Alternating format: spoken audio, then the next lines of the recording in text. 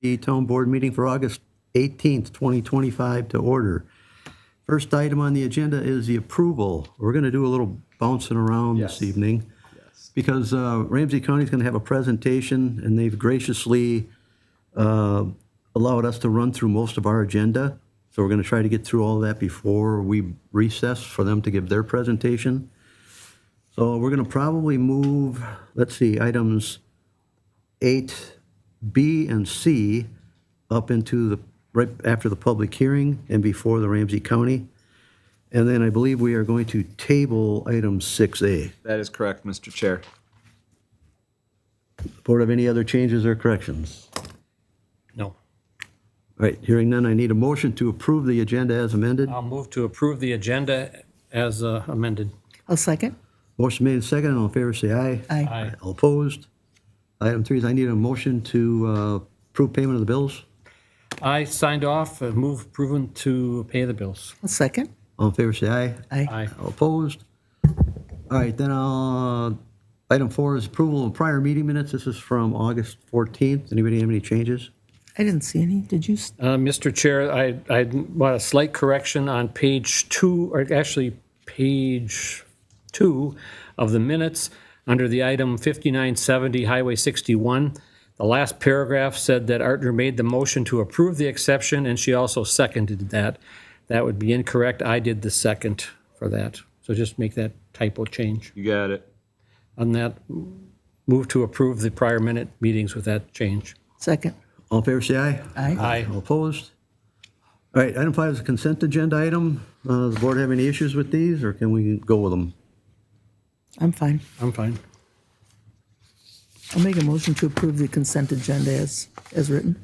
I'll second that. All in favor, say aye. Aye. Aye. All opposed? All right, that motion carries. All right, we're tabling item 6, so we're going to go right to our first public hearing. This is Bald Eagle Boulevard. Start with, I'm going to need a motion to waive the reading. I'll move to waive the reading that was properly published. I'll second. All in favor, say aye. Aye. Aye. And then I need a motion to open up the public hearing. I'll move to open up the public hearing. Second.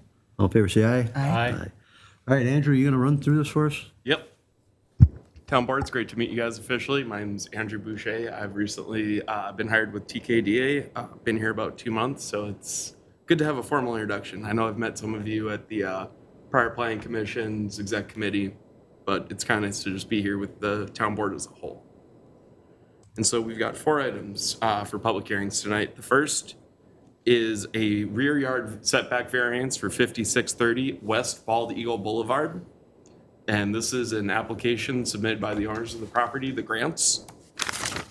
The variance request is to reduce the rear yard setback in the R1 shoreland management area, which is subject to a 50-foot rear yard setback from the 100-year or 1% annual storm chance elevation. There were 2 previous variances that were approved in 2001 and 2010 to construct the existing deck. The first was basically to establish the deck, and then the second variance in 2010 was to connect a portion of the deck to the existing portion that was already constructed. So the current variance request is to convert the existing deck to a 3-seasons porch, which would require footings to be installed and requires a variance just because those footings will be encroaching into the setback by about 1.5 feet. So the applicants are requesting a variance to reduce the previously established setback from 99.8 feet to a proposed 98.2 feet. Other than that, there are no changes really proposed. The side yard setbacks will be the same, and then the applicant has also proposed to remove portions of the patio pavement area so that there would not be an increase to the impervious surface amount. So that was not part of their request in this. It is just a variance for the side yard setback, or the rear yard setback, my apologies. And this is just kind of a survey of the property. You can see the patio paver area towards the east of the property that's going to be removed. It was a condition, we kind of set the expectation early that we did not feel that the town board would support increasing the impervious surface amount, so they should take as many opportunities as they could to reduce that without having to ask for the coverage variance. And so variances are subject to criteria in 9-6.4, which the applicant has satisfied all four applicable criteria. The first is that covering a porch or adding a residential addition, as I would kind of describe it, is a reasonable use. These circumstances were not created by the homeowner. The variances that were previously granted occurred prior to the current ownership. The proposed modification will not alter the neighborhood character, and there are no practical difficulties due to economic difficulties. And then the fifth criteria, applying to solar energy systems, is not applicable to this request. And staff finds that the applicant has satisfied all 6 findings of fact required to be made before the town board can approve a variance. These are attached to your packet. The Department of Natural Resources, Ramsey County, Rice Creek, and the building official, Mike Johnson, were all given ample notice to comment on this, and there were no comments received. The DNR just requested that we provide them with written notice of the final decision within 10 days of the board meeting. With that being said, the town board has the following options for the request. The first, you can approve the request with or without conditions. The conditions are found in your packet, and we can go over them in a little bit. Second is to deny the variance with findings for denial. And then third is to table the request for further review and study. And I do have I believe the applicants are in attendance. Yep, Matt, you want to come up and speak at all? Hang on a minute, we're gonna open up here shortly. The requirements, there are what, 6 of them? Yep. Basically that, let me pull up my report. You can reference those.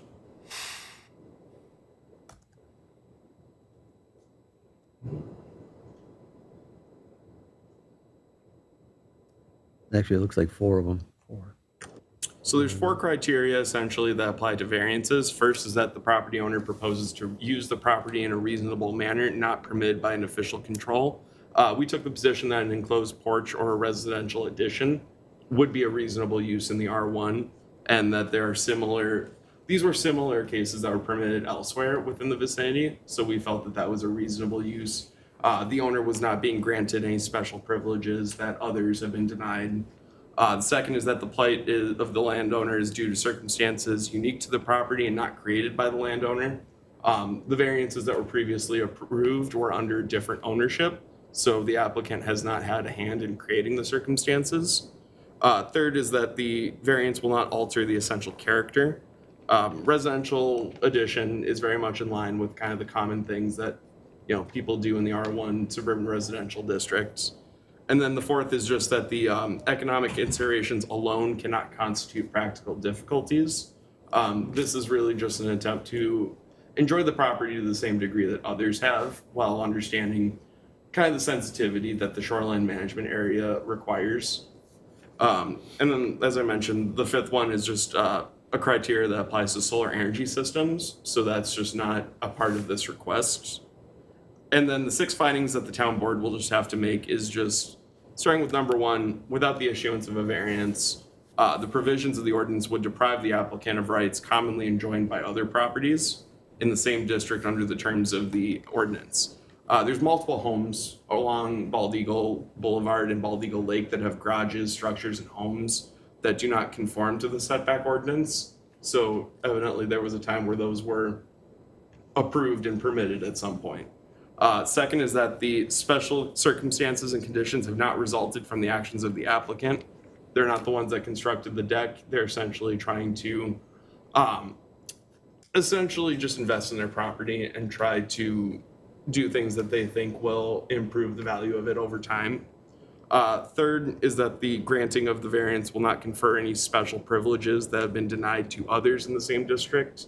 That was one of the things that really, we looked at what was around the area to kind of see if there had been previous variances approved.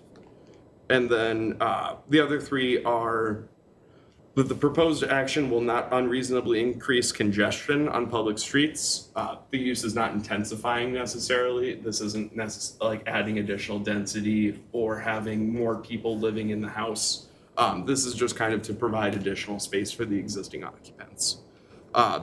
Fifth one is that it will not increase the danger of fire or endanger public safety, nor will it unreasonably diminish or impair established property values within the neighborhood or in any other way be contrary to the intent of the ordinance. So staff just felt like with the applicant narrative and the conversations we had, and then the just examination of other properties in the area, we felt that these criteria were met. All right, Steve, were you at the? I was at the planning commission meeting for this one. It was pretty straightforward in their opinion, and there was very limited discussion on this particular item. Beth, anything? I went and saw the property today, and I didn't see any issues with it. Andrew, was it brought up either with the watershed or our building inspector about runoff now because of a hard surface roof? Was there any concern about water staying on the property from the runoff from the building? Not from the roof necessarily. That was one of the reasons we did. Mike Johnson did bring up, the fact that this is within the shoreline management area. That's one of the reasons we felt very strongly about not allowing for an increased impervious surface amount. And since the addition, with the installation of footings would be doing that, that's why we felt like the applicant had to take some actions to mitigate any potential concern on their property. All right, so if there's no other questions of the board, I need a motion it up for public comment. I'll move to open the hearing for public comment. A second? All in favor, say aye. Aye. All opposed? The applicant's here, I believe.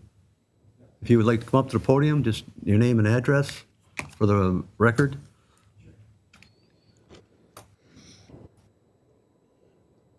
Matt Grant, 5630 West Bald Eagle Boulevard, White Bear Lake, Township. Township. for Township. Yeah, I know. Trust me, I have a zip code that's not White Bear, so I get them all over the place. I guess this is pretty straightforward. Obviously, we deal with a lot of properties on Bald Eagle. And properties on Bald Eagle are expensive, and we try to accommodate when people try to improve them. It bodes well for the whole community. So, you have any questions, Wes? No? All right, perfect. Thanks, Grant.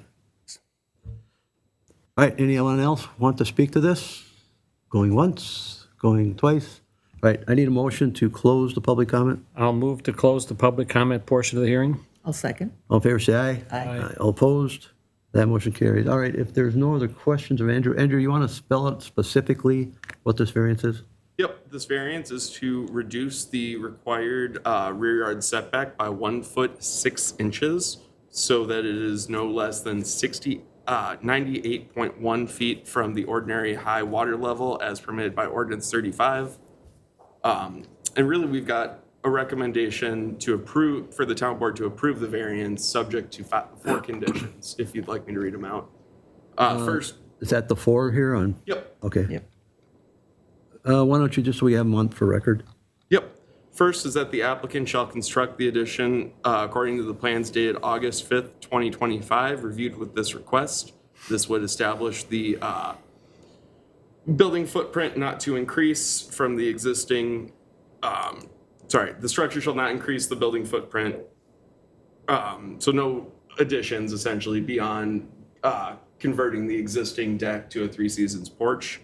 And then establishing the rear yard setback as no less than 98.1 feet from the ordinary high level or water level. Number 2, the applicant shall obtain all other applicable federal, state, and local permits. Number 3, the applicant shall adhere to all applicable federal, state, and local ordinances and regulations. And 4, the applicant shall pay all fees and escrows associated with the project. All right, any other questions? Otherwise, what's the pleasure of the board? I'll make a motion to approve the variance as noted by the planner, along with the recommendations listed on page 65 of our packet, as noted. Second? All right, motion's made and second. All in favor? Aye. All right. Good luck, Matt. All right, moving on. Our next public hearing is, let's see, get out here, Libel Street. Again, I'm going to need a motion to waive the reading. I'll move to waive the reading that was properly published. Second? All in favor, say aye. Aye. Aye. All right, then I need a motion to open up the public hearing. I'll move to open the public hearing. Second? All in favor? Aye. All right, it's all yours, Andrew. All right, thank you, Chair. Tonight, we have three applications for 2301 Libel Street. The first, and it's going to be in this order just because the zoning amendment would have to be approved for the conditional use permit to be approved. So the order will be the permitted use standards permit, the zoning text amendment, and then the conditional use permit. And the permitted use standard is for the use of warehousing. The zoning text amendment is proposing to change the definition of limited outdoor storage.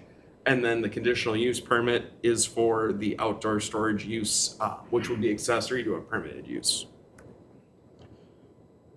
Warehousing is a permitted use in the light industrial district. The zoning text amendment to change the definition of limited outdoor storage from the maximum storage amount of 3%, which was previously established.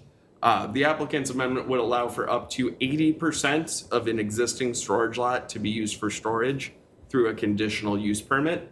That would not necessarily be the entire site, but it would be the area that was previously used for storage.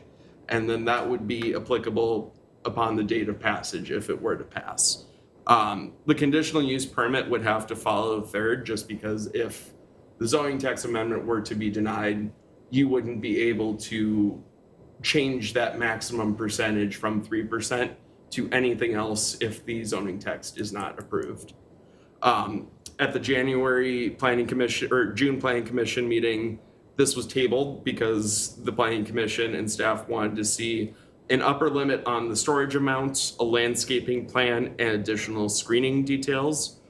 We've worked with the applicant to address those items, and in the July Planning Commission meeting, the Planning Commission gave all three applications a positive recommendation.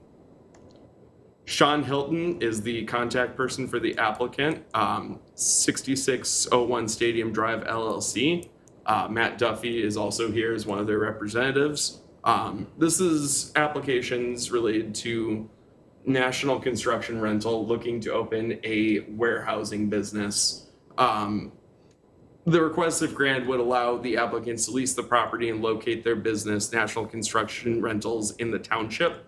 They are proposing for the first application, the permitted use standards permit, the use warehousing to provide storage, to operate a leasing and rental business for safety and security materials, supplies, with the outdoor storage lot being used to organize and facilitate distribution of temporary construction materials, fencing, barricades, sandbags, windscreens for government, residential, and commercial customers. The Planning Commission gave the permitted use standards permit a positive recommendation, subject to the conditions of approval attached to the resolution in the staff report. The second application, the applicant is proposing a text amendment to zoning ordinance number 35, section 3-59. The use itself of outdoor storage accessory to a permitted use is already an established use as a conditional use. So the only text amendment that the applicant is requesting is to the definition, which is what sets that maximum at 3%. The italicized is kind of what the applicant originally proposed. We workshopped that a little bit to basically set the maximum storage amount through a CUP process. As a planner, you try really hard to make sure zoning amendments in particular do not pertain to just one property, and that there are other properties that could feasibly use this, could benefit from that definition change. So we kind of look to see at what future needs were going to be necessary, and if there's a way to kind of meet the applicant and the township halfway in allowing for, you know, that use to expand, but also give the town board some control over how much storage they want to see through a conditional use permit process. The Planning Commission gave the positive recommendation to the zoning text amendment as amended and attached to the draft ordinance in the staff report, and I reference it later. The third application would be for the conditional use permit for the use limited outside storage to operate essentially the staging area and material holding for the storage and leasing business itself. The use of the existing outdoor storage would again be for the inventory of temporary construction materials. These are things that are really designed to be outside and withstand those elements. So I think it'd be very different than if, say, like a roofing company were to be storing that kind of material outdoors. I think those are these are products that are designed to kind of weather that. And the intention is if, you know, the materials are returned in a usable manner to continue reusing these. So it would also be anticipated to be a low waste volume generating business. The CUP has to be secondary to the primary use because the township does not allow outdoor storage as the principal use, which is why they're also doing the primary or permitted use standards permit for warehousing. And these are just kind of aerials of the existing site. Right now, there is a truck repair operation that has a previously granted conditional use permit for limited outdoor storage. Initially, we tried to work through to see if the existing conditional use permit could be amended, but because the use is discontinuing and a new use is going to be taking place, we felt that a new conditional use permit had to be applied for, which is also why some of the language that was in the initial version of the zoning text amendment just removed that entirely because it wouldn't have applied to this proposal. How did they get in a limited use for outside storage? It was granted as a conditional use in, I believe, the 1980s. All right, so any idea what percentage that was? It was set at the 3%, if It was still I'm 3%. not mistaken. Okay. Matt, correct me if I'm wrong. No, it was 1993, and it was actually the conditional use permit that was issued didn't have any upward. You could, in theory, you could use the whole site for outdoor storage, but Okay. that's not how we used it. But there was no limitation of the outdoor storage. All right, And then the discontinuation of the use also made that CUP no longer valid because there would be a new use that it was subject Okay. to. And so aerials of the property, as I said, truck repair business is there now. From my understanding, they're looking to move on from the property at some point, which is why they've kind of started the conversation with the applicant to kind of begin a transition if this were to be approved. And then this is a copy of the survey. I had them basically identify what the area that is going to be used for storage is, and then I tried to compare that to the lot size, and I got approximately 72% of the area is being proposed to be used for outdoor storage, at least based on this amount. They have the ability to go up to 80 through the conditional use permit, but that is also a condition that you guys can kind of decide after reviewing all of their materials. They have produced a landscaping plan, and I believe it shows some improvements. The existing screening and fencing all appears to be in good shape.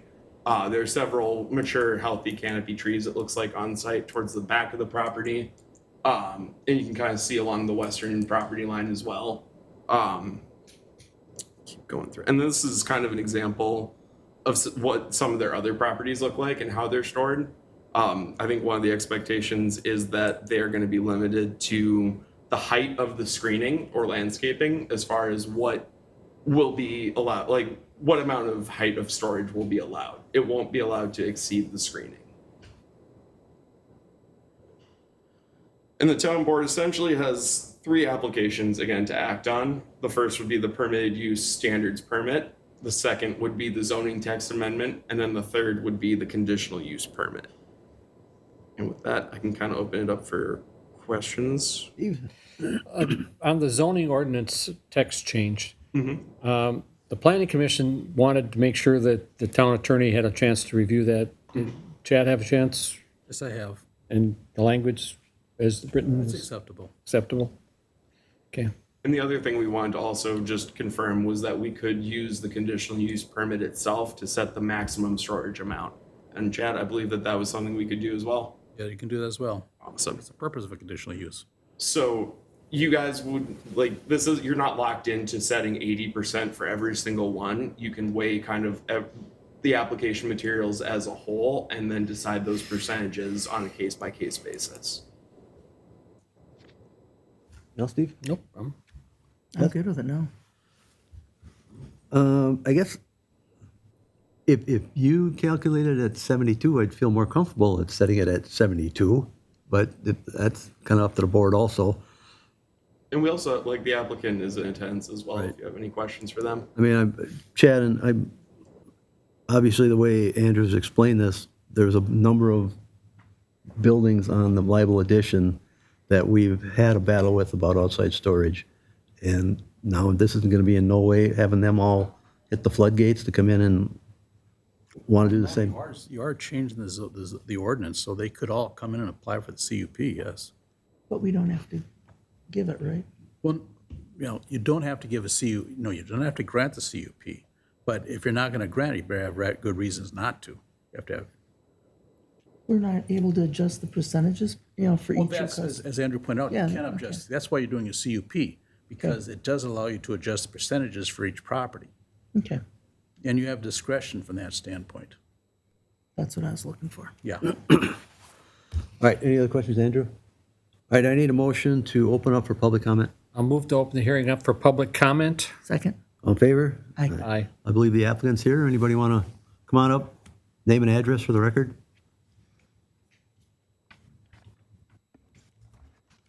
My name is Matt Duffy, 2301 Libel Street. I'm the attorney representing the applicant in this application, or these applications before you tonight. I'm happy to answer questions. I prefer to answer questions, but if there's a presentation you'd like me to give, I could certainly do that as well. It's up to you how you want to proceed. We got a long agenda tonight, so. No, that's all right. Just a couple things. Now, obviously, there's no construction equipment. There's no construction equipment. What National Construction Rental does is they lease barricades, fences, sandbags, things like that to construction sites. If there is a fire, they do it for safety and security reasons. They do it for events. Like if you go to a concert and they have those barricades that kind of keep directing you a certain direction, that's their business. So their business is designed to have these materials come and go. They don't sit very long. They move quite frequently. And so the idea here is that, they're stacked very orderly because they need to know where those materials, how much of one piece of material they have, so they can know what to deliver and how to deliver, and whether they need to use one site's material, whether they need to contact another site to supplement what they can bring. So there's a lot of organization. I know it from the pictures, it sort of looks like could be some random, but it isn't. It's very organized. It's very well maintained. And the idea is that they can easily access and move the things around. There is a piece of equipment that does operate to load the trucks and unload the trucks. As I understand it, it's a front forklift loader. It's bought in the normal commerce, so all of the noise restrictions that are part of their vetting process when they're approved by MnDOT, or not MnDOT, but the National Highway Safety Transportation Administration and all the other regulatory agencies. The noise is metered to that standard, so they're all bought within that. So this piece of equipment will unload and load the trucks. There's anticipated to be 3 to 4 trucks there. Andrew asked us for the outdoor storage amount, and he calculated at 72%, which is about what I calculated at. But there will be 3 or 4 trucks stored alongside the building too. I did not include those as part of it, and that piece of equipment might be stored there too. Depends on where they're going to keep it. So I didn't include that as part of the outdoor storage because right now there's trucks and things parked there. What are you storing inside? Pardon me? What are you storing inside?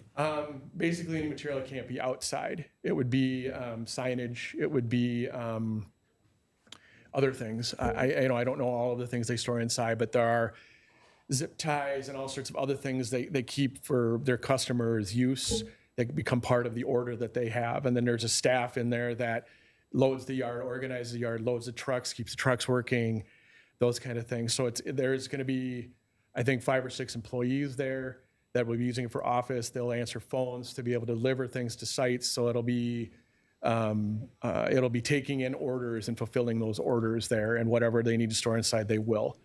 I can get a list for you. I just don't know off the top of my head what it is. I was just curious because I believe it's a 6-foot fence now.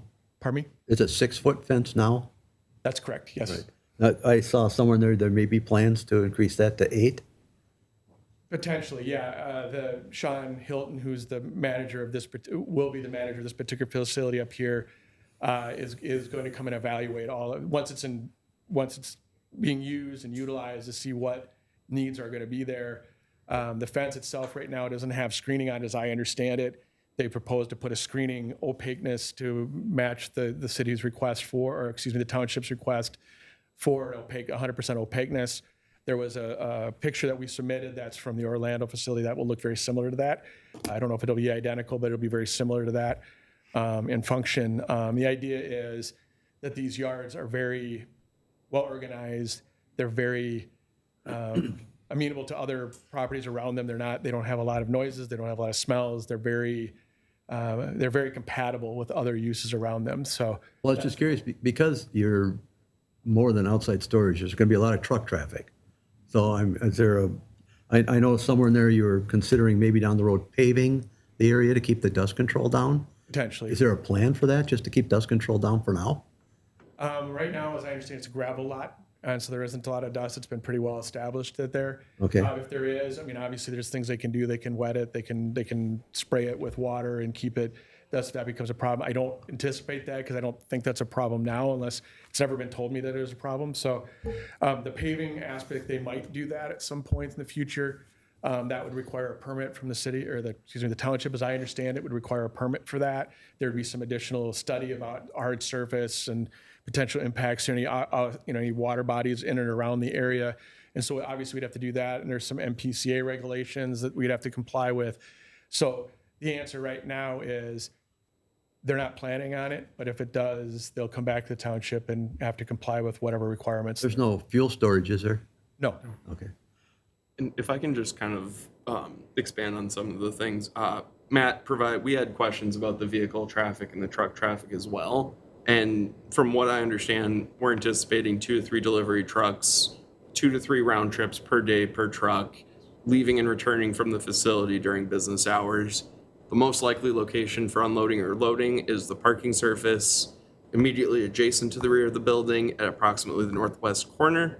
This location enables the loader to access the truck safely, distribute the inventory in the storage area without unnecessary obstacles, including the truck. So is it safe to kind of say that like the trucks are also an extension of the warehousing business to a degree? Yes. And that the storage amount is also intended for kind of maneuverability and just allowing those trucks to kind of make the necessary movements that they need? It's like a fancy boneyard.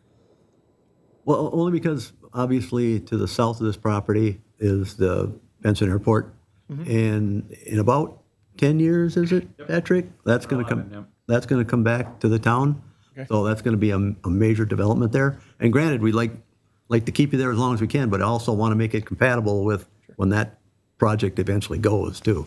Now, obviously, it's 10 years down the road. A lot of things can change. Yeah. But that's why we're also concerned about screening and fencing and because when we first did Liable Edition, I hate to say I was still around, but we were concerned about outside storage because it can look kind of trashy, and we had neighbors complain about it. So we just want to make sure we do our due diligence on this one. I understand. As I understand it, the property to the east is a bus storage lot. There's lots of buses there. I think it's safe to say that this use will not be as nearly as intense as that at certain times of the day. And school buses are a very important part of our life. I get it. So certainly not trying to equate them.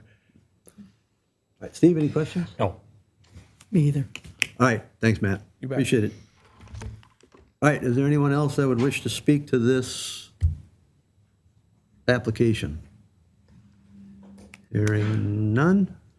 All right, I need a motion to close the public portion. I'll move to close the public portion of the hearing. Second. All in favor, say aye. Aye. All opposed? All right, well, if there are no other questions, you want to handle the permitted use standards permit first? Yep. Staff and the Planning Commission recommend town board approval of the PUS request for warehousing, subject to the conditions attached to the resolution in your packet. And I can read those out if you would like.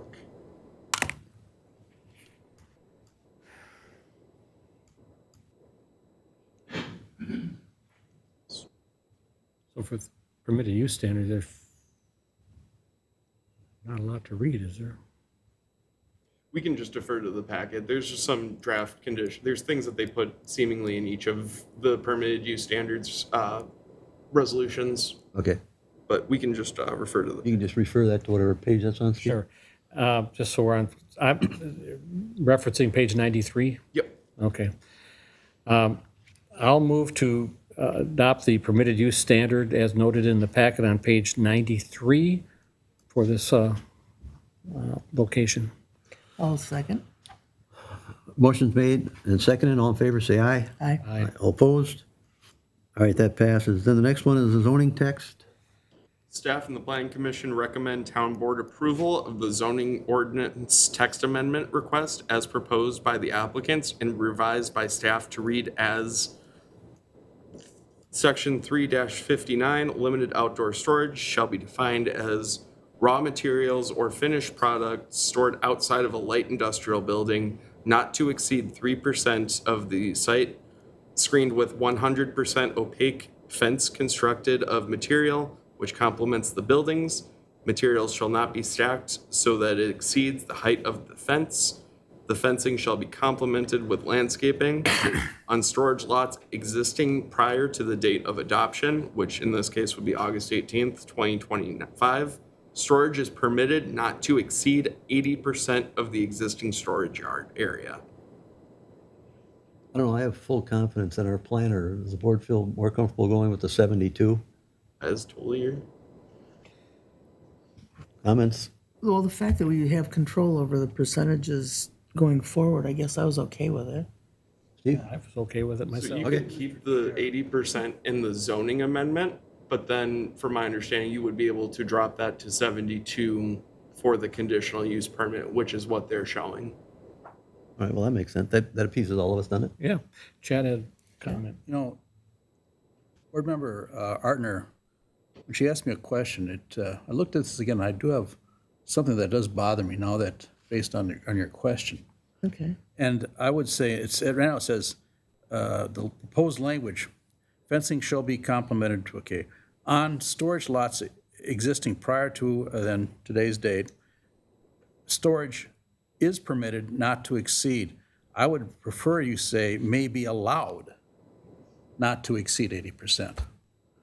That's the lawyer in you.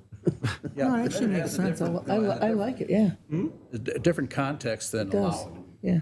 Allowed gives you much more flexibility. So I would recommend, instead of saying permitted, may be allowed. That is for the text change? The text change, yes. All right. I'll move to adopt the zoning ordinance text change with the attorney's addition of whatever you just said. The wording. The wording, Do you want me to read it? please. All right. I think it's a good idea. All right. As I understand, it's going to read as follows. Raw materials or finished product stored outside of a light industrial building not to exceed 3% of the site must be screened with 100% opaque fence constructed of material which complements the building. Material shall not be stacked so it exceeds the height of the fence. Fencing shall be complemented with landscaping on storage lots existing prior to then today's date, which is August 18th, 2025. Storage may be allowed not to exceed 80% of the existing storage yard area. Like that. Perfect. Perfect. I'll second that. All right, motion's made and seconded. All in favor, say aye. Aye. Aye. All opposed? And then the last one is the conditional use permit. Yep, and staff and the Planning Commission recommend town board approval of the conditional use permit request with the following conditions. 1, an opaque fence shall be shown on the site plan in accordance with the definition of limited outdoor storage in Township Ordinance 35 to screen from adjacent properties. 2, no more than 80% of the total existing storage lot area is to be used for limited outdoor storage. 3, the proposed use shall have no negative impact of noise, glare, or odor effects on adjacent properties. 4, the proposed use shall abide by all township ordinances, including the nuisance ordinance, as amended from time to time. 5, the project shall secure any applicable local, state, and federal permits and comply with the requirements of said permits. 6, the project shall comply with any applicable local, state, and federal rules and regulations. 7, the applicant shall pay all fees and escrows associated with the request. And number 8, a landscaping plan shall be submitted to the town board for review prior to approval of the CUP request. And that one came in a little bit later, but it was added as an attachment. And again, like I said, if our planner is 72, our applicant has already said that they're comfortable with 72, I would prefer that to be 72. Only because obviously this is a big change for the live addition, and I don't want to be giving away more of the farm than we are. All right.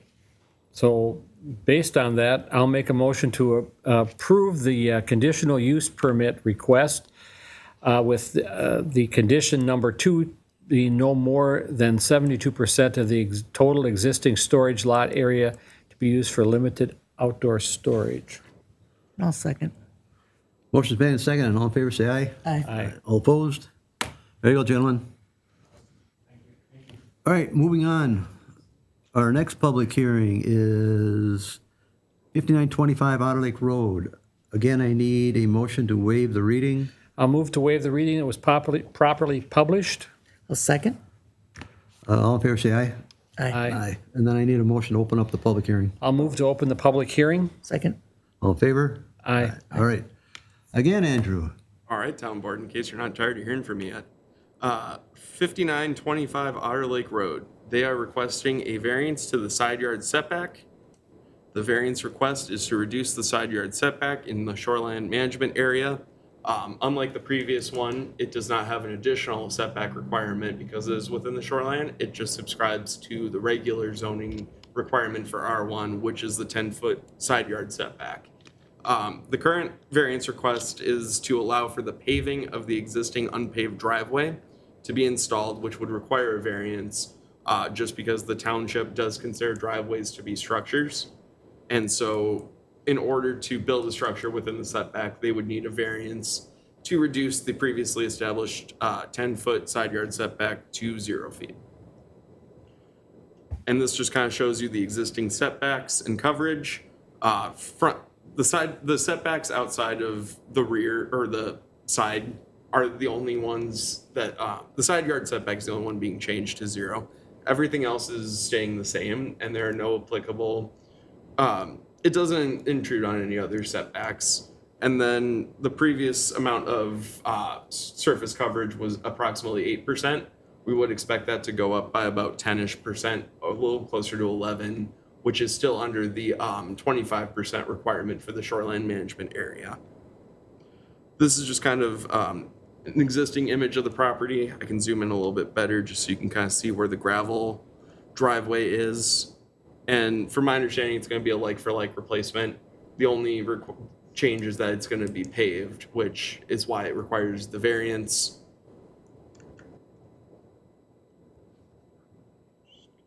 Next one. And let me just go over. Again, the 4 or 5 criteria that apply to variances, we have to go through them. The solar energy one is not applicable. A paved driveway is a reasonable use and was originally constructed. The original driveway was built prior to the homeowner obtaining ownership. I looked through GIS images and then basically confirmed with the electronic real estate certificate when the owner purchased the property. The driveway had been existing for decades prior. The circumstances are not the results of the owner. The variance would not provide special privileges beyond those that the community has commonly enjoyed and will not unreasonably increase danger of fire, traffic, or impair property values. We sent this out to Rice Creek, Ramsey County, and had review by Mike Johnson, the building official, who required that the property corner pins be exposed prior to inspection just to confirm the pavement will occur entirely within the property itself and not spill over to the adjacent property. Other than that, Ramsey County required a driveway permit, which the applicant has already applied for and received. So with that, I'll take any questions. What's the exact dimension that the new pavement will be off the property line? It's going to be, from my understanding, it's about 3 feet from the property line. But once you get closer to the house, it would have a 0-foot setback, which is why they're requesting the variance. And the applicant is here as well, if you want to ask questions. It's always been town policy, as long as I've been around, we don't allow any zero net gain. It always has to have some sort of setback. Zero, I think, is something we just don't allow. We have to show some kind of improvement on a structure like that that's non-conforming. Steve, did they even talk about that? No, because I think they bought into the fact that it was pre-existing for the current property owner, so they didn't create it. It was there, and it was a shared wall expense with the existing neighbor or prior neighbor. I'm not sure which, but I think it would, existing neighbor, but correct me if I'm wrong, I think they are looking to move on from the property. So if they were to do anything like this, it would be the same kind of process, but that's not at all part of the request right now. Well, I think also because of zero clearance, you can't legally work on your property without being on the neighbor's property, because there is no. And there is like a retaining wall that kind of goes along the shared property line. it's jointly owned though. Right. Or Supposedly. she owns her portion, he owns the portion on his. And it's always great when two neighbors get along, but then eventually one neighbor goes away, and then it gets ugly again. Was there anything else brought up on that, Steve? No. Right now, it's dirt, right? It's gravel, yes. And part of the reason for the variance request is just the ability to control water. The goal would be to kind of slant it in such a way to move the water to a different point of the property, but still keep it on site. The issue that they're just having now is kind of with the way the current driveway is, all that water flows in back towards their structures. And I think in my conversation with the applicant, both them and the neighbor have had issues with water in their structures. Beth, comments, questions? You know, I went and looked at it. I didn't realize that there was, I was under the impression that there was enough of a pitch on that, but I guess I should have walked all the way up, but I did the viewing from the street, so I apologize. I could have, but you always want to be careful about going on someone else's property. And I tried to do the same thing from the street, just kind of Yeah. visit, especially like at times where, there are big rain events, just to kind of see. And that seems to be something common I've observed in some of the properties that have unpaved driveways. All right, so is there a reason they can't maintain that 3 foot all the way down? There's a number of ways to control water runnage, whether it's pavers or drain tile or whatever. I think for me, it would be easier to swallow this kind of a variance without going to zero lot line. That's my personal opinion. So if you go into the vision of their paving this, what you're proposing is in front of their garage, where the issue really is up against the retaining wall, that they don't pave it right up to the retaining wall and leave a buffer Yep. of pavers or grass or whatever. whatever? Okay. Well, like I said, only So because the 3 foot, like the 3 foot, like putting that as like a zero setback, is that kind of like the issue? well, yeah, because it supposedly starts at 3, but it goes to nothing. So it would be more amenable if, like you said, maybe within that 3 foot, there's something like pavers. Right, you can do a number of things there that doesn't have to be solid surface. Like I said, when down the road, when one of the neighbors decides they're moving, and now the next neighbor wants to work on his retaining wall, he technically is not on his property. Right. So either way, I think we could avoid a hassle for somebody else sitting at this table, not me, hopefully. But like I said, very rarely do we ever allow zero lot line, anything, any structures. I believe that occurrence is maybe in hand, because I think Andrews mentioned that the neighbor plans to sell. Well, we'll get to them in a We'll minute get to here. that. But if that's the case, it's already about to occur. Yeah, and it's just another reason why I get really, I don't want to have the town involved in a match of neighbors, and then we're going to have to justify why we allowed this. All right, any other questions of Andrew? No. All right, then I need a motion to open up for public comment. I'll move to open the hearing up for public comment. Second. All in favor, say aye. Aye. Now, the applicant, you can come on up, name and address for the record. Hi, I'm Candy Close. I'm the owner at 5925 Otter Lake Road in White Bear. Okay. But do you kind of understand where, at least I'm coming from? When you, it's no different than having a deck right at the property line or a building right at the property line. If it's a driveway, it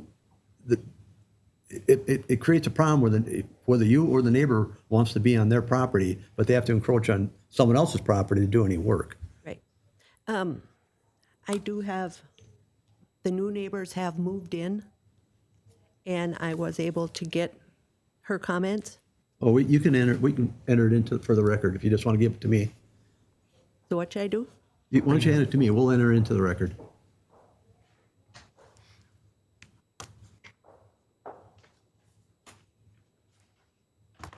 Perfect. And this is one from one of the other neighbors. And All right, we'll make sure that gets into the record. We have a picture of it. I mean, I remember the driveway now, but I would like to know at the top. Do you have any pictures of that retaining wall where it is?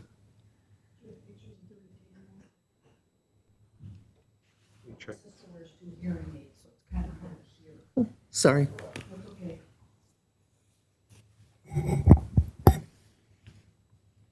This aerial shows it the best. Andrew, did you take any or not? Not from the site itself, no. But I can drawing. have that prepared next. You know, I told myself I should do that when I was driving. If there's a drawing. That helps. Let me just go to the packet real quick. Hard to tell. Yeah.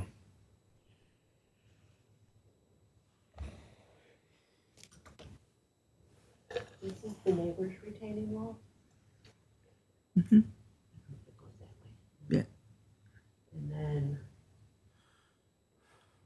that's the corner. That's mine. That help you? I should have walked up to it and looked at it. I have the same, But it's Yeah. really hard to You'll have to go back to the explain. podium so we can get you on mic. I understand what you're saying, and we've already had those issues, and we've not gone for them. Sometimes it makes practical sense to do things sometimes. I agree with you that I don't want it to be an issue later on, because it can be. Was And drainage is an issue, and I get that. Andrew, did Mike have any comment about having the pavers, have it paved right to the wall where there would be more of an issue of drainage or not? He expressed that drainage would be an issue just with like the impervious surface increase, but not necessarily with paving the driveway to the property line. Just wanted to make sure that we were aware that changing it from about 7.8% to 18.8 would potentially change how drainage is affected on the site. Okay. All right, any other questions of the applicant? All right, thanks, Katie. Were you able to see the area she was talking about? Yep, Okay.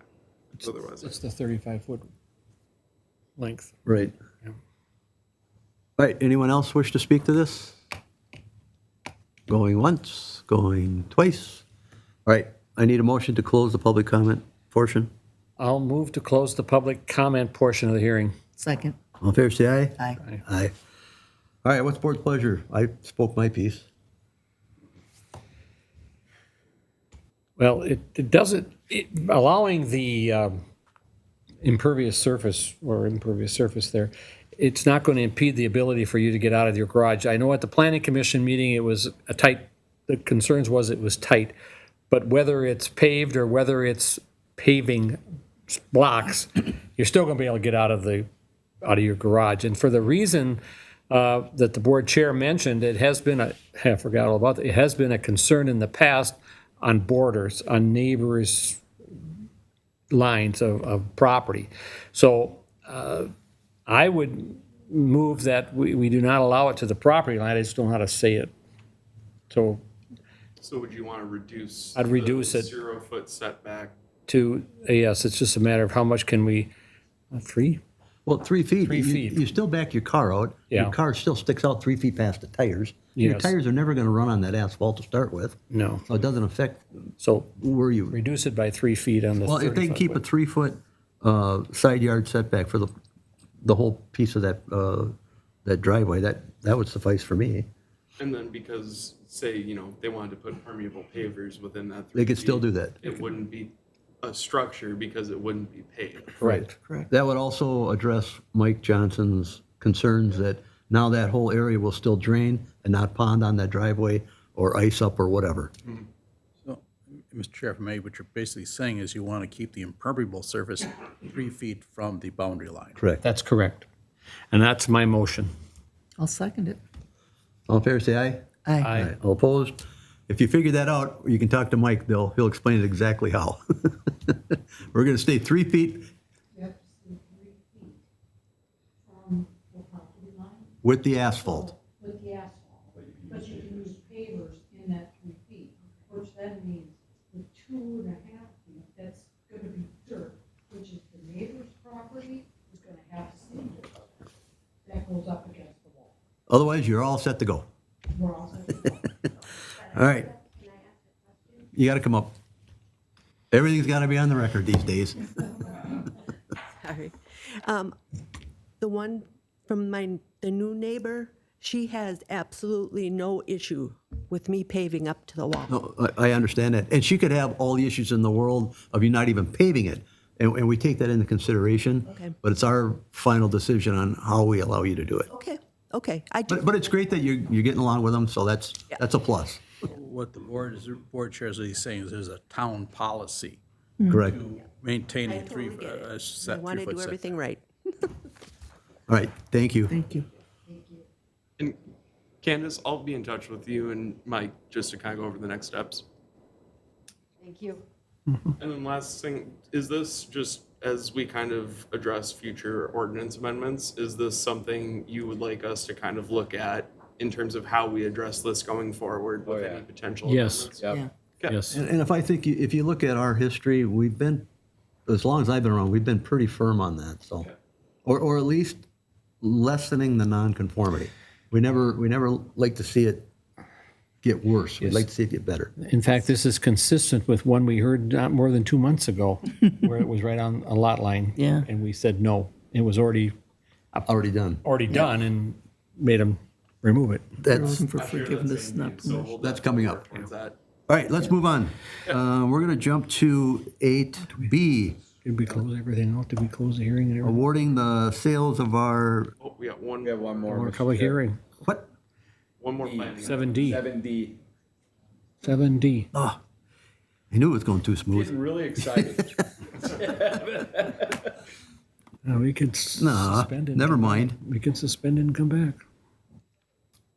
All right, again, I need waive the reading for this. I'll move to waive the reading. It was properly published for public hearing 7D. I'll second. All in favor, say aye. Aye. All opposed? All right, then I need a motion to open up the public portion. I'll make a motion to Sorry, the public hearing. open the public hearing. Second. All in favor? Aye. All right, All right, town board. We got variance requests for 22 variance requests for 2670 and 2670 South Shore Boulevard. They're both commonly owned by the same person. The 2670 South Shore Boulevard is requesting a variance to the rear and side yard setback, as well as the impervious surface maximum. And then the 2674 South Shore Boulevard property is requesting a variance to the side yard setback for the purposes of creating a joint driveway serving the properties. The variances are required to allow for the construction of a paved driveway, replacing the entire unpaved driveway serving both properties. Previously, there was a joint access easement that served both properties, but when the owner took ownership of both properties as the grantor and the grantee of the easement, that ceased to exist after that happened. So a new easement essentially would be required so that they have access to the right-of-way, because essentially without, that easement in place, they technically do not. This is just kind of showing what the existing setbacks coverage are for the properties compared to the R1 standards. The proposed setbacks for the 2670 South Shore property, they would be asking for a 0-foot setback to the side and rear. And then the 2674 property would be asking for a 0-foot setback to the side to allow for that shared driveway. This was previously established through an easement agreement as I mentioned before, as soon as she took ownership of both properties, that ceased. And so the only other variance request would be to the 2670 South Shore property for the proposed lot coverage. They are proposing to add about 10%. It is within the shoreline overlay or the shoreline management area, and so that's about 8% over the total lot area. And this is just a description of, or this is a survey showing that easement area. And I can zoom in a little bit further if that's easier to. And this just shows that there are two existing houses. The driveway is the location of the existing unpaved driveway, so the footprint would not be changing. The only changes would be that they would be paving it. Paved surfaces are considered a structure. That's why they are requesting the variances for the side yard and the rear yard setbacks, as well as the impervious surface.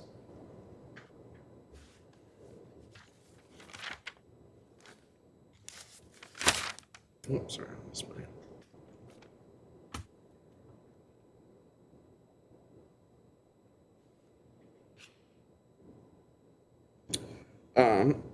Owner commonly owns both properties. Criteria 1 through 4, paving is a reasonable use of the property within R1. This is not the result of the owner, and no alteration of neighborhood character is proposed with this proposal. Is very similar to other requests that have been made in the area, and economic difficulties are not a consideration in this request. And then the 5th criteria, applying to solar energy systems, does not apply. 9-6.4 requires 6 findings of fact to be made. First is that strict enforcement would deprive the owner of commonly enjoyed rights. Second is that special conditions are not the result of the owner. Third is that no special privilege is granted that has not been granted to other property owners. Fourth, does not increase the congestion on public streets. 5, it does not increase the risk of fire or increase risk to public safety. And 6, will not diminish property values. This was provided to Ramsey County, which required a driveway permit and a detour plan because South Shore is a one-way street. We've been in contact with both the county, the applicants, contractors. They've been out doing door hangers, I think it was. But that, from my understanding, they've satisfied everything in that requirement.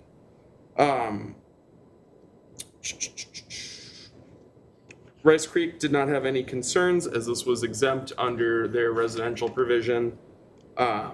Building official requires that basically the new easement be in place. So in the event that, say the owner sells one of the properties, we want to make sure that both properties have adequate access to the easement to access the right of way. Because you essentially can't have a property that does not have that access. And Andrew, what's the frontage on? the frontage is South Shore Boulevard. No, but I mean, how wide are those lots? 49 and 40, aren't they? This is kind of a really can't read weird it. Right there. lot. Yep. It's one rectangular one and then a very kind of like oblong half triangle combined with a rectangle. Originally, these were 3 separate lots, which is how the easement described them. So at some point, there was a subdivision of some sort, or the lots changed, just because that's a very strange configuration, in my opinion.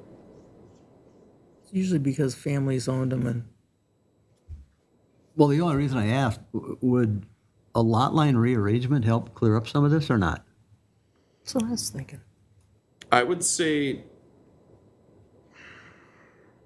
I think you'd have to be very particular about where you put the lot line, because I think that you would run the risk, because this 10-foot setback would still be applicable to each side.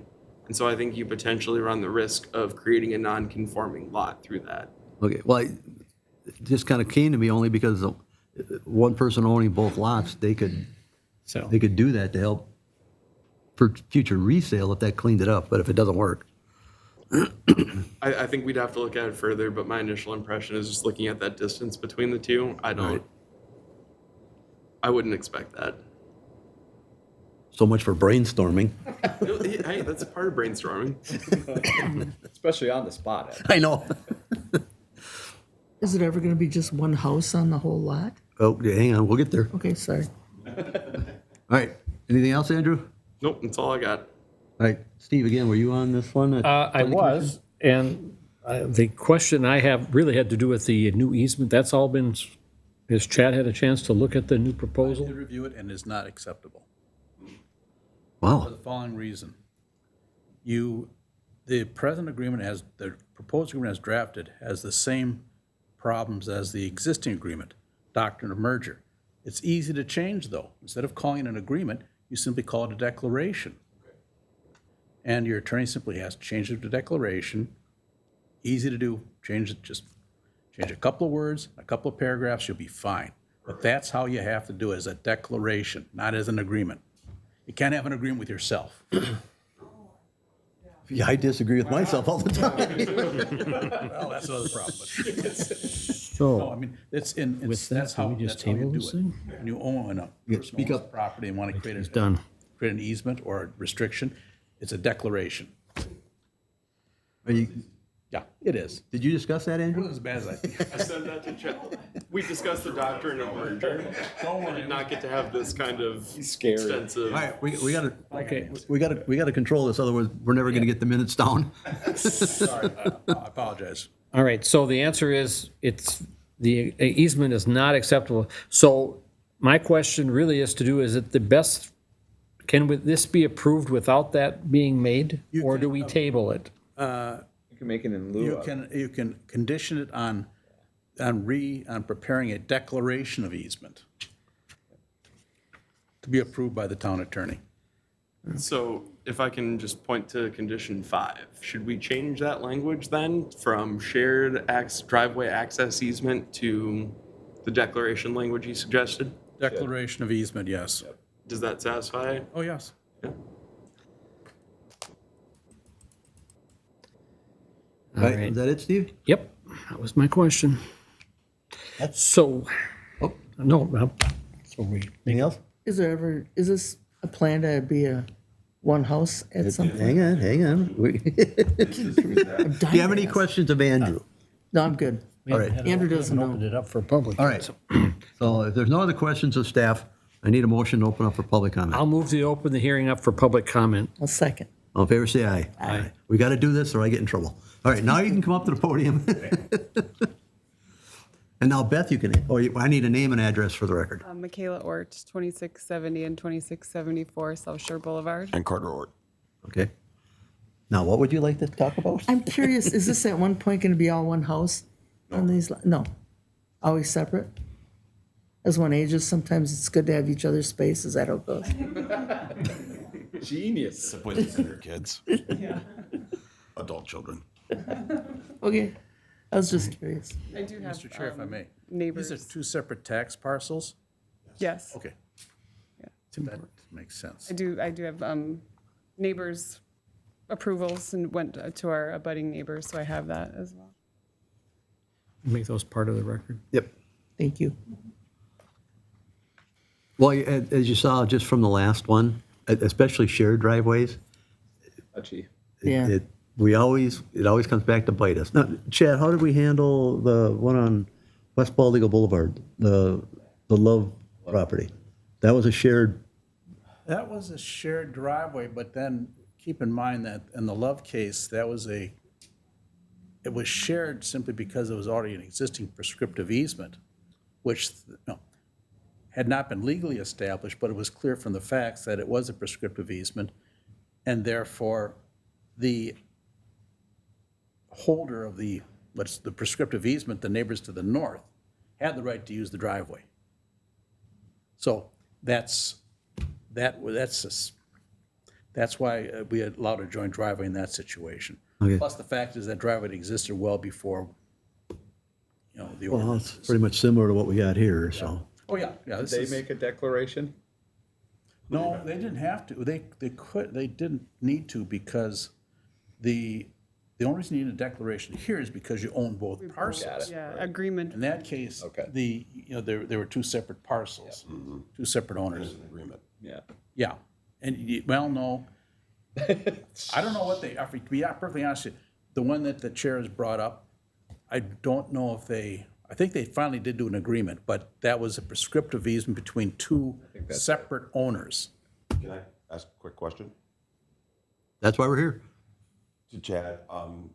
If we were to sell one of the properties, would we have to get some sort of different language as an agreement, or can we just sell it with that declaration? That's why I use the declaration, because if you use an agreement, you'd be creating a document that is automatically invalid. But the declaration survives. Perfect. So no, you do it once, you're fine, as a declaration. I said, is there any other utility easements we have to discuss through here? Are there utilities? No. Okay. Because, like I said, neighbors are great until they're not great. And then shared driveways can get really ugly. Yeah. And now you're shoveling half a driveway.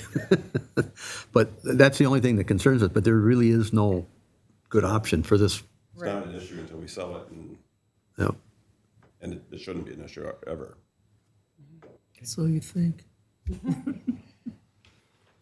All right, you have any questions, Steve? Nope, I'm good. Beth? No. Anything else to add, subtract? No. All right, thanks, folks. Thank you. Anyone else here wish to speak to this? Good evening, Paul Kellinger, 4150 Hill Air. I'm about 200 feet directly east of their property. And they're good for the neighborhood. They've been putting a lot of money and effort into both houses. They've been doing a retaining wall and stuff like that. So I'm in favor of what the request is. They do need a asphalt driveway. Every time it rains, what they've got is wash it into that new South Shore Boulevard. Thank you. Oh, it's not ours yet anyway, Paul. A little ahead, yeah, not ours yet. Thanks, Paul. All right, anyone else? All right, I need a motion to close the public comment portion. I'll move to close the public comment portion of the hearing. Second. All in favor, say aye. Aye. All opposed? All right, if there's no other questions of staff or the attorney, Steve, you comfortable with this one? I am. I'll make a motion to approve the variance with the condition, I don't know if there's a condition that the attorney noted under, is it? Number five, where we change it from an easement or to a declaration, I guess. If I may, Yes, Mr. Chair, I would please. suggest 5 read, the applicant shall record a declaration creating a new driveway easement serving both properties in a form approved by the township attorney and recorded, well, actually, you already have it recorded in there. So yeah, just the applicant shall provide a declaration governing the shared driveway, which serves both properties in a form approved by the township attorney and recorded with the Ramsey County Recorder's Office. That's my motion, perfect. It's great having an attorney with us. Yeah, what he said. Yeah, whatever he said. So moved, yeah. Second. All right, motion's made and seconded. All in favor, say aye. Aye. Aye, all opposed? All right, you're off. Thanks, folks. Thanks, guys. Have a great night. Okay, now we can move on, what I was trying to get to. Patience on it. And the other thing I just want to add is that we hear about permeable pavers, the need to have standards, and I think that, you know, this shows why we're going to try to, as part of those zoning amendments, come forth with some new language on permeable paver standards. Remind me to talk to you later about permeable concrete. Yeah.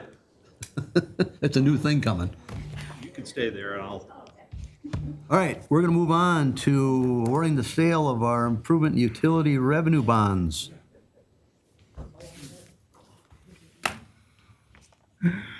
What page are we on? Yeah, where are we at? What number is this? Yeah, what It's page are we on? 8B. Oh, 8. Okay. Okay, we have Chris Hogan here who conducted our bond sale this morning. She is with Baker Tilly, our fiscal consultants, and she will present the results of those bond sales. Thank you, Mr. Chair and Board Supervisors. It's a pleasure to be here. Chris Hogan, Director at Baker Tilly, serve the township as the municipal advisor. I'm here to present the results of the bond sale that happened earlier this morning. So the township sold 4,625,000 general obligation improvement and utility revenue bonds, Series 2025A. Proceeds of those bonds are going to be used to finance various street improvement projects and the related utility improvements. The repayment term of the bonds is 10 years. The debt service of the bonds will be paid with a combination of general ad valorem taxes, special assessments, and revenues from the town's water, sewer, and storm utilities. So this is the indicator when we started the part of the process here and we put the bonds and structured the bonds, we were projecting a true interest cost, and we call it a TIC, of 3.82. So that would have been early mid-July. Last week, we always like to update shortly before the sale, look at the current interest rate environment. We were projecting a true interest cost estimate of 3.15%, and the winning bid actual results came in at 3.115%. This is the list of bidders. There was 8 bidders, which is a fabulous turnout. So there's 8 bidders. The winning bid at the 3.115 was Robert W. Baird. You can see how close, really how close the bids were, especially the top 4 there. This is just a snapshot of the bond sale pricing. So there's 10 maturities. The coupons are higher than the yields, which means that creates a premium. So the bond sold with a premium of almost $461,000. That premium is a result of the coupons being higher than the yield. So they sold the bond at a higher dollar price. So we were able to use that premium to reduce the borrowing amount. So the par amount of the bond issue went down. Part of a public sale is you get the bonds rating. So we went through a rating process. Tom and Pat and I were on the call with S&P. So they sent out an agenda. We walked through the agenda. I like to talk a little bit more about this because it's really an essential part of a bond sale. So you get the bonds rated for a number of reasons, but primarily it shows the township financial strength and ability to pay the bonds. This is what serves as an independent third-party assessment, so investors who are interested in purchasing or bidding on the bonds know the credit quality of the township, and the stronger the rating, the lower the interest rate cost, so the lower cost of borrowing, essentially. So I'll just say the township received a rating of AA+. That's the second highest notching that you can get as a rating. You can get a AAA, the next one down is AA+, so that's a terrific rating score. Again, I like to highlight some of these things in the credit rating report because it's something that's really important, and it really is a strong credit report for the township. So S&P provides a report, and these are just going to highlight some of the credit overview and the highlights that they noted in that report. So they noted the overview. They said that economic stability with close proximity to both Minneapolis and St. Paul, local gross county produce as well above the national and county levels, reflecting the township's status as a satellite community within the suburbs of the Twin Cities. Strong financial performances with the expectation the township will continue to maintain strong reserve levels at $5.2 million or 75% of their general fund revenues. The township's ability to strategically pay off debt within a shorter time frame while keeping costs manageable is a credit strength. Additional credit highlights they identified was robust income levels, financial stability, and operating flexibility. Management practices include realistic budgeting practices and formal financial policies with an adopted long-term financial plan. And then moderate debt burden. However, the township's pension liability is very low compared with other Minnesota peers. And they always give you a few indicators on what you could do to get an upgrade. They identified only a couple economic metrics or nominal reserves increase or the debt decreases. So based on the pricing and the lowest true interest cost, I would I would recommend approving the resolution awarding the $4,390,000 general obligation improvement and utility revenue bonds, Series 2025A, to Robert W. Baird and Company based on their low bid of 3.1152. And I was happy to take any questions. Can you appear at our budget and levy meeting and say everything that you just said, please? It's on record. So how much was the amount reduced by getting a better rating? 60. It wasn't so much, kind of two questions there. So the bond issue was reduced because of the premium pricing. So we did lower we marketed for 4,625,000. We ended up being 4,390,000. That's in the award resolution. Okay. So that's the premium pricing. The second part of that question, if I understand you right, is what's the benefit to the credit rating? Is that what you're saying? So it's always hard to say exactly, but I would say if you were to be one notch lower, and in cost, I'm not sure how to put this in a cost, but if you're AA plus, so the next rating down would be a AA, maybe 2 basis points. So how that equates to dollars in this issue size, I'm not sure I can give you that. Well, either way, it looks very good for the township. Yes. And our compliments to our staff, because this is, their due diligence is what got us here, so. Yes. Steve, any questions, comments? No, I'm tickled pink at this point. Expecting worse. I'm good with it, thanks. All right, thank you. Thank you. Thanks, Chris. Got anything to add, Tom? No, I'm happy with it. I'm sure our residents will be too. That's up to you to explain it to them. But no jokes. Or cut back on the joke. All right, hearing no questions from the board, we need a motion on awarding the sale, correct? Is this the verbiage? I'm looking for it. Is this it?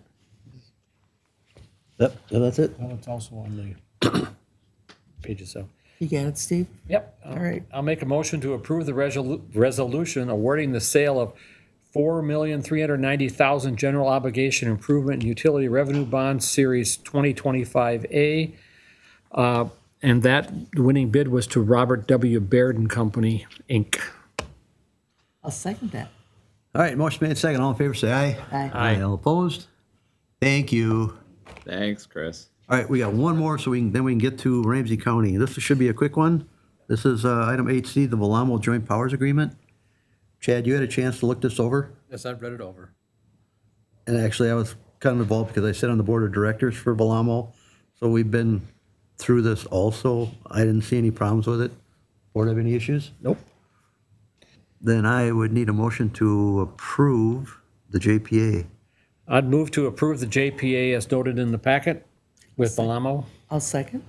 Motion made second. All in favor, say aye. Aye. All opposed? All right. What we're going to do, I need a motion to recess our board meeting so we can have Ramsey County Sheriffs come up and give their public hearing. No, Ramsey there's, County. Ramsey County, I'm sorry. Did you say sheriff? Ramsey County public hearing. Okay. Late. I know. That's my bedtime. I'll move to Recess? recess the township board meeting of August 18th That would be at 8:23. 8:23 to have the Ramsey County presentation. I'll second it. Motion made second. All in favor, say aye. Aye. Quick break. And then we will resume after their presentation. Yes. You folks come up here?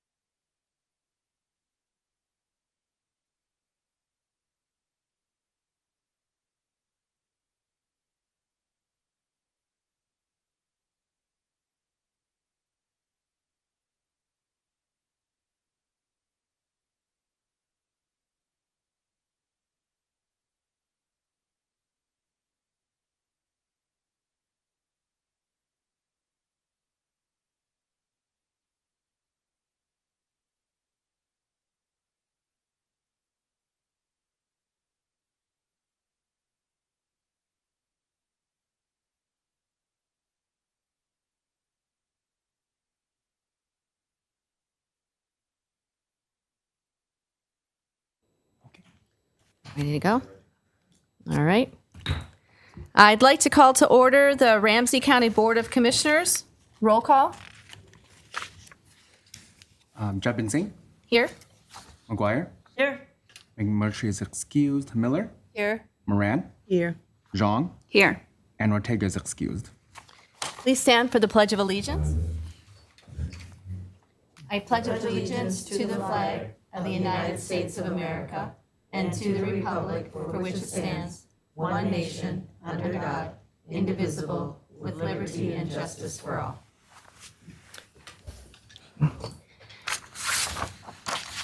Commissioner Zhang, would you read the land acknowledgement?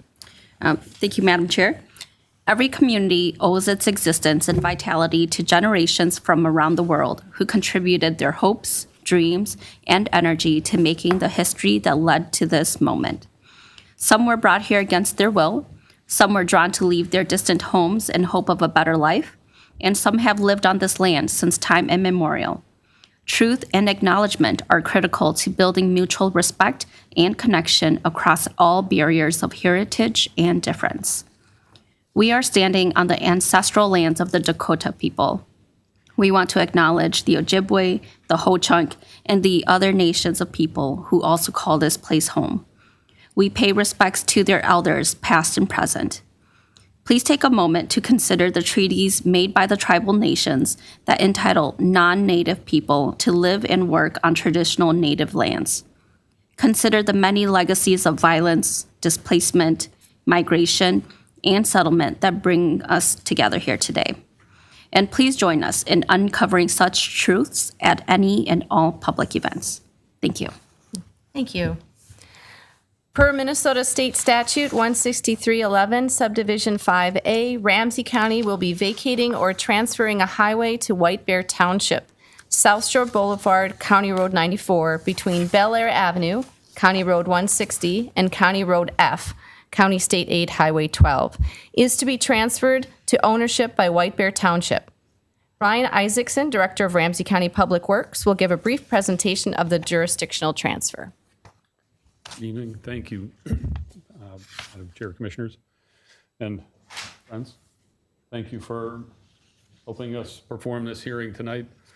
I'll take you briefly through jurisdictional transfer, what this is, and the journey that we've been on together with the township, and then I'll close with some next steps. As noted in my presentation, like many road projects, this has some history. We've been in conversation with the township and others since 2002. There were a number of funds that were brought to bear in this project, including some state funds.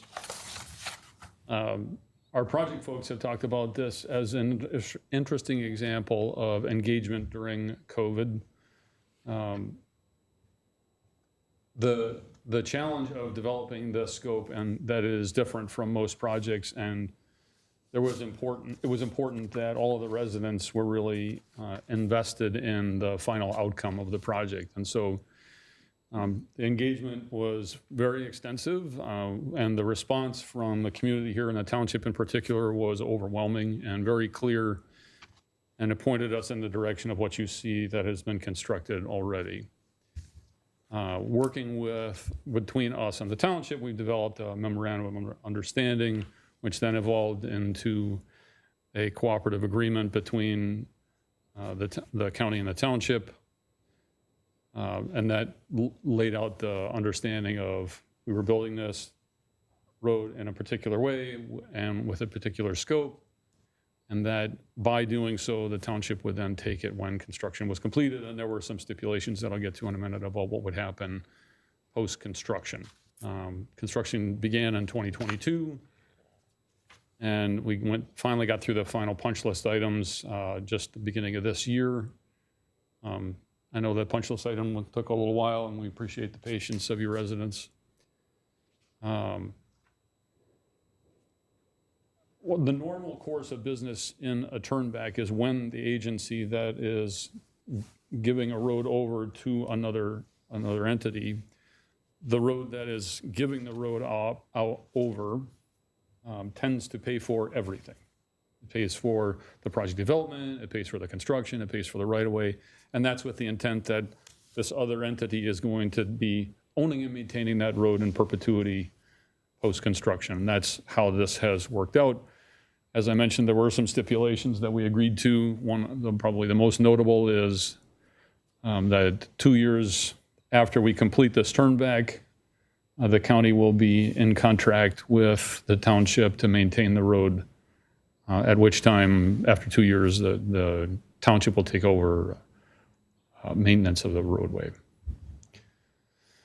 And I guess it's important to note here that the township will own the right-of-way for the road as well as maintain the trail and all other aspects of the right-of-way upon turnback.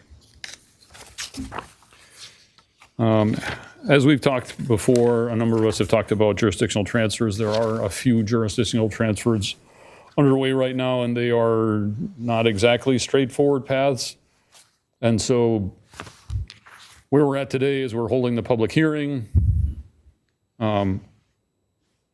That's the step we're at. Tomorrow, assuming that the township board accepts this, we go to the county board with a request for board action. The board takes an action, which then adopts the actions and resolutions. And the combination of the township board and the county board's actions are then combined and sent on to MnDOT. And that comprises they'll record those. And at that point, the township is the proud owner of South Shore Boulevard, and the jurisdiction is transferred. At this point, I could regale you with lots of other tales, but I know that it's late in the evening, and if there are any questions or concerns that you may have, I'd be happy to entertain those. Commissioner McGuire. Thank you, Madam Chair. Thank you, Director Isaacson. Just curious, when you said that we'll maintain the road for 2 years after the turnback, I see that that involves snow removal and street sweeping. Say that 5 times. Yep. Street sweeping. Is there would there be anything else really that would need to be done when you say we take care of maintenance of the road? So typically, when a road's been reconstructed to this degree, no. Yeah. You're keeping it clean. You're taking care of whatever issues may arise. That being said, if there is something that's required for us to do, we'll do that as part of ongoing maintenance until that 2-year time period. Thank you. Are there any other questions? All right. Thank you. Thank you. All right. I'd like to open the public hearing regarding the jurisdictional transfer of South Shore Boulevard, County Road 94, to the White Bear Township. Ramsey County is a welcoming, accessible, and inclusive organization. The public hearing is a space for the Ramsey County Board of Commissioners to hear from many different points of view. While providing public testimony, we ask that speakers be respectful and refrain from using language that may be harmful to others. Your testimony will become part of the public record for today's public hearing. There is no vote taken for the public hearing today. For those who are here to speak at the public hearing, when you are called to speak, please state your name and city of residence before making your comment. You will have a limit of 3 minutes to give your testimony. Chief Clerk Yang, do we have anyone signed up to speak? Madam Chair, Commissioners, County Manager, as of today, no one has provided any written testimonies and no registrations. Okay, thank you. All righty. Well, I'm asking the room, is anyone here to speak regarding the jurisdictional transfer of County Road South Shore Boulevard in White Bear Township? Please come on up. Don, 5435 Peterson Road. As a board member of the township, I'm still a little concerned about the contract for the maintenance agreement. I don't think we've seen anything in actual writing. We understand plowing and street sweeping is part of that 2 years. I think there was a discussion that we would take over that responsibility and have Ramsey County reimburse us. I think that's kind of the discussion we've been having. And also, we have a town policy with our new roads. Within 3 years, they get a seal coat that preserves and helps strengthen the length of that new road. And there's been no discussion of that either, and that's obviously an expense over and above plowing and street sweeping. So if the board would like to see this contract spelled out and if that's in there or not. That's one of our concerns. Thank you. Director Isaacson? Is there any? Oh, no, I guess. I mean, if you have a response, then you can. Otherwise, we can always follow up afterwards to any testimonies that you have. I think it'd be better for us to follow up. I do know. Okay, sorry. Getting closer to the mic, right. I misunderstood that they're not voting on this tonight. Nobody's voting on this tonight. So we'll make sure to get all of that information. Correct? We are going to reconvene after you folks are done. Oh. Our board meeting is not over. Oh. Yeah, So they you're just voting on recessed. this tonight? They are going to vote on it. Okay. Yes, please. Mr. Chair, my understanding is that our Deputy Director of Program Delivery has been talking to Dale, your Public Works Superintendent. And I don't know if they've arrived on a dollar figure. I know that they've been going back and forth about what that cost is, but we're open to whatever that number is to reimburse you for it. That's not an area of concern for us. And so it's been a function of just getting to a number between John and Dale. Well, that's true, but when we reconvene, part of our agenda is to accept the road back and the contract agreement. We, as far as I know, we don't have one. So I'm confused as to how we accept the road back when we don't have a contract agreeing on maintenance. Yeah, I'd have to get you. Okay. Under the statute, Right. there's no requirement of acceptance. They do need to do it because there's going to be a contract to do that. But under statute, we can revoke, and it goes back to them. Right. By operation of the statute. That's always. I'm not saying we should do that. Right. But then we, I'm aware that that's what the statute provides in all jurisdictional cases, but that's something that we tend not to do. Right. We try to work it out. If we were to pass the resolution tomorrow, that would be Right. what happened. So just let me be clear, Mr. Chair. Is it about an actual written signed agreement, or is it about an agreement in principle on a dollar number? Is that?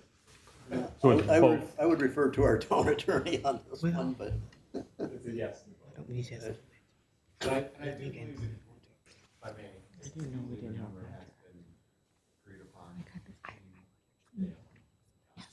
Yeah, I know that there's a number kicking around. I just didn't. Yeah. So then it's.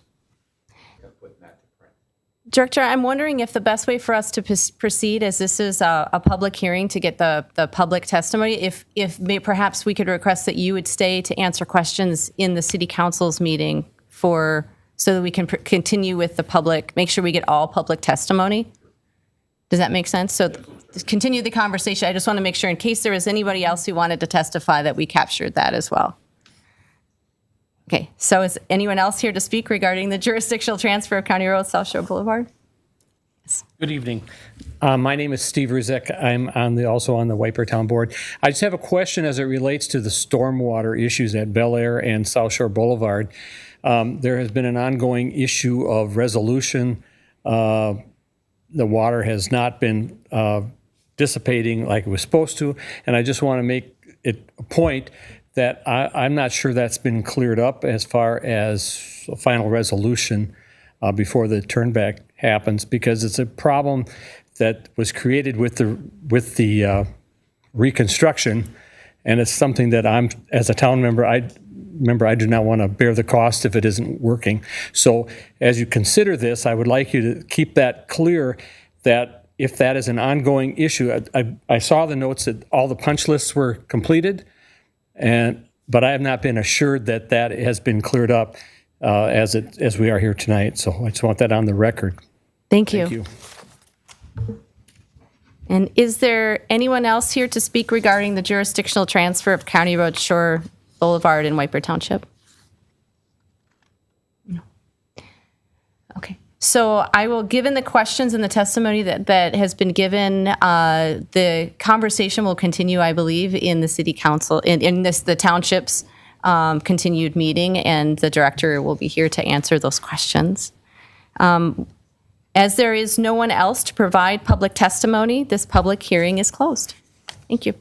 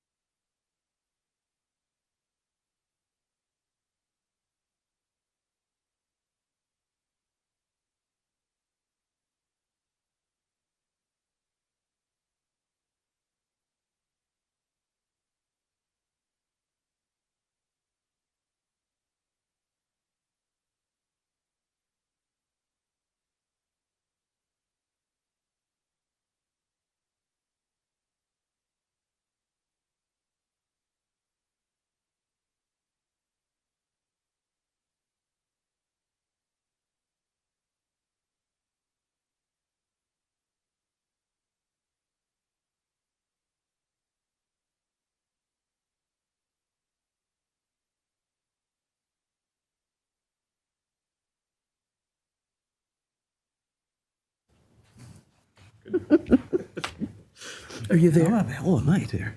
What'd you use? You dropped your pen out by the podium if that's what you're. No, that's not the one. Do you want to use mine? No, I got one.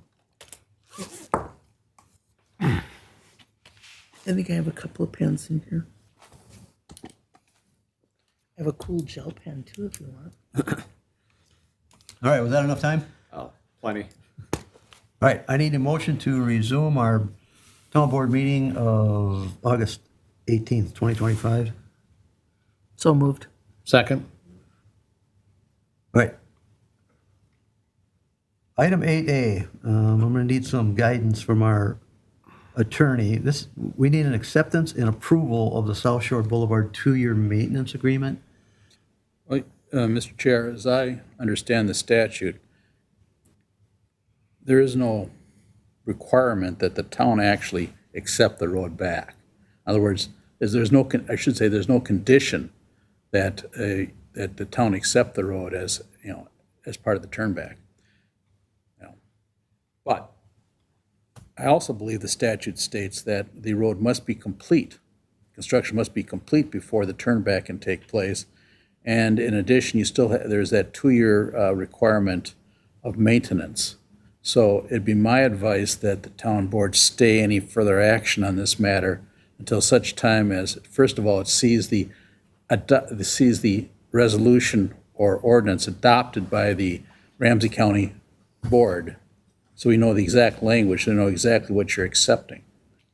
Plus, I think there still needs to be an issue, there still needs a resolution of, is the road complete? Is the project complete? Well, I know Steve brought up some good points. We've had drainage problems on that road forever, and this is a major one on that intersection. So even though they say the punch list is complete, we'd like to make sure that there's no outstanding issues that we're going to be responsible for in the future. Yeah, it's a major concern as infiltration into White Bear Lake itself, which we're desperately trying to maintain its water quality, and with a stormwater situation that has been overflowing the road on a number of occasions, it just needs to get clear who's going to take care of it if the current fix is not acceptable. And Mr. Chair, I would point out that the handout provided by the Ramsey County Commissioners, page 3 states 2022 project completed, new stormwater infrastructure. Has that been, I mean, you can put anything in writing, but has that been accepted? I don't know. And Board Member Ruzick, I think that's the point you're making. Has the stormwater infrastructure been completed? Yes.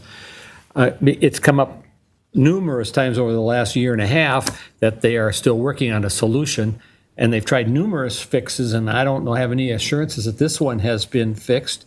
And I want the assurances, if it was up to me, in writing, that it's going to be a county issue until it's resolved in total.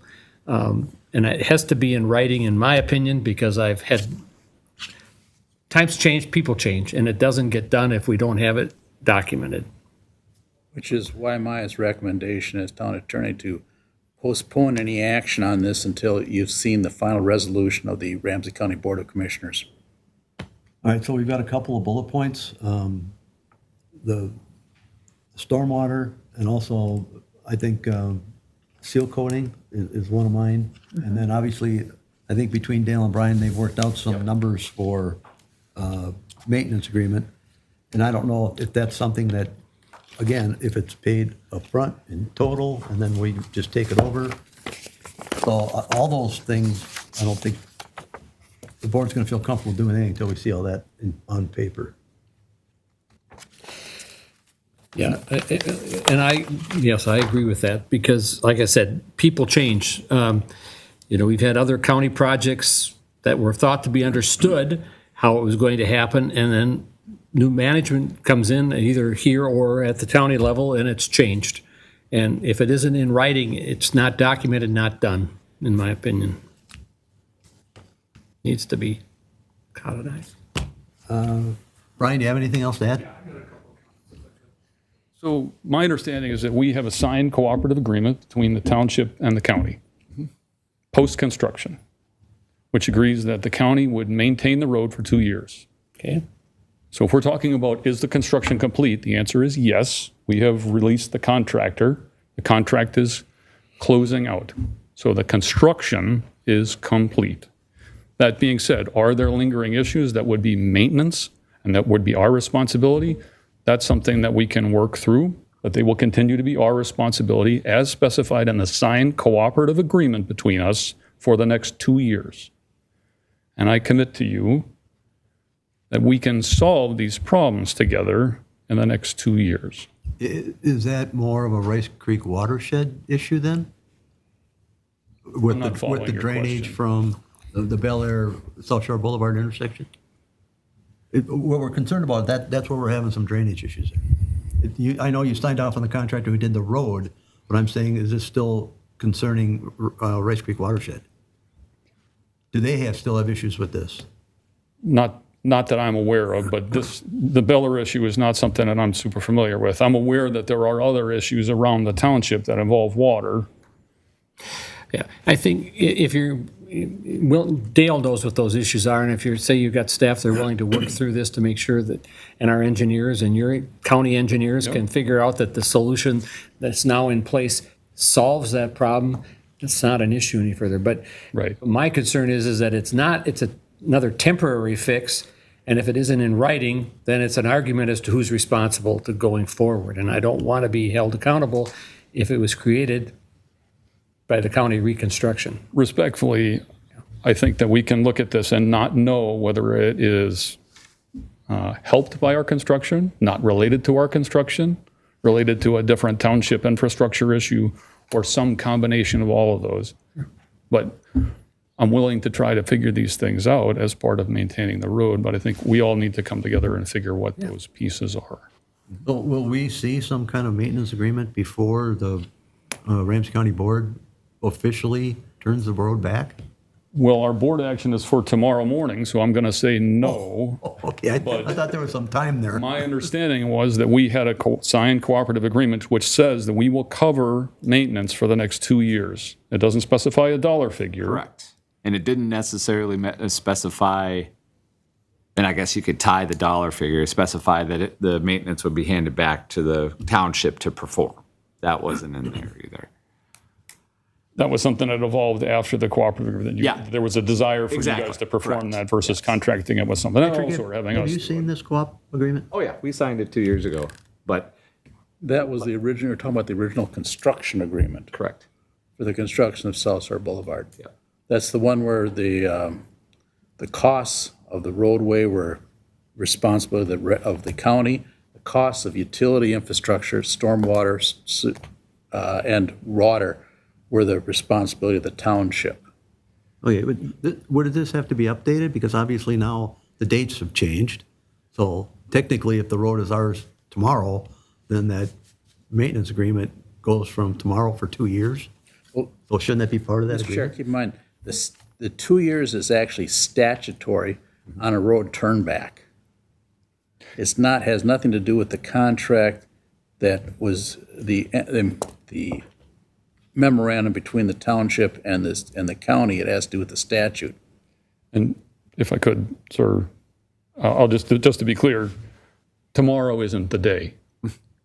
You take your action, we take our action, we send it to MnDOT, MnDOT records it, and at that point, you are the owners of South Shore. That's what I was wondering, because I thought there was some time in So there. there are some steps before us. Okay.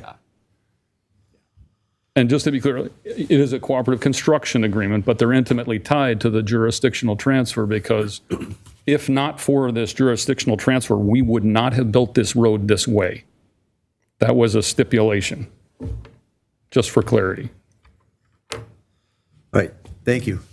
Is there a reason why the timing is so tight? I mean, it seems like we've got some issues. Seems like, a week or two would solve everything.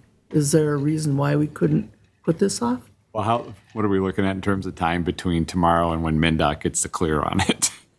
That's probably, I would guess, a month at best. I think that's your interim time to work on this. If we need to delay our board action, we certainly can. I try not to do that to our board.